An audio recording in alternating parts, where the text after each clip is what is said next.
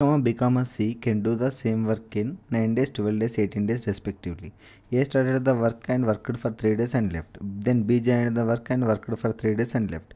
Then C joined the work and completed the work. Find the number of days C took the completion of work.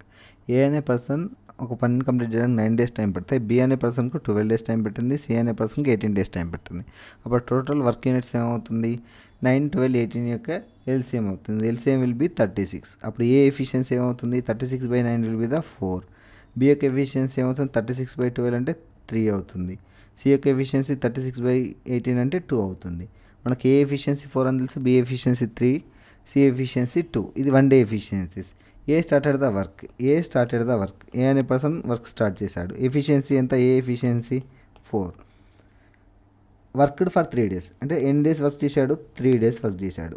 Per day 4 units చేస్తే 3 డేస్లో ఎంత చేస్తాడు? 3 × 4 = 12. And left the work అంటే ఏ అనే person 3 days work చేసి వదిలిపెట్టాడు. Next B joined the work and worked for అంటే next 3 days ఎవరు చేశారు? బి.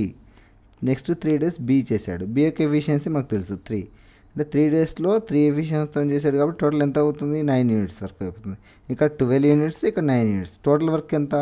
36. 36 - 12 + 9 అంటే 21. ఇక్కడ వరకు 21 యూనిట్స్ ఆఫ్ వర్క్ కంప్లీట్ అయింది.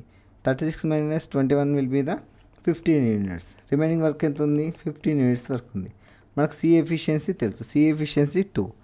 ఇక్కడ ఏమన్నాడు? Then C joined the work and completed the work. Find the number of days C took the completion of work అన్నాడు. 15 యూనిట్స్ వర్క్ చేయడానికి డైలీ 2 యూనిట్స్ యొక్క ఎఫిషియన్సీతో చేస్తే ఎన్ని డేస్ టైం పడుతుంది? 15/2. 2 1 2, 7 1/2 డేస్. సి ఒక్కడే ఆ పనిని 7.5 రోజులలో కంప్లీట్ చేస్తాడు.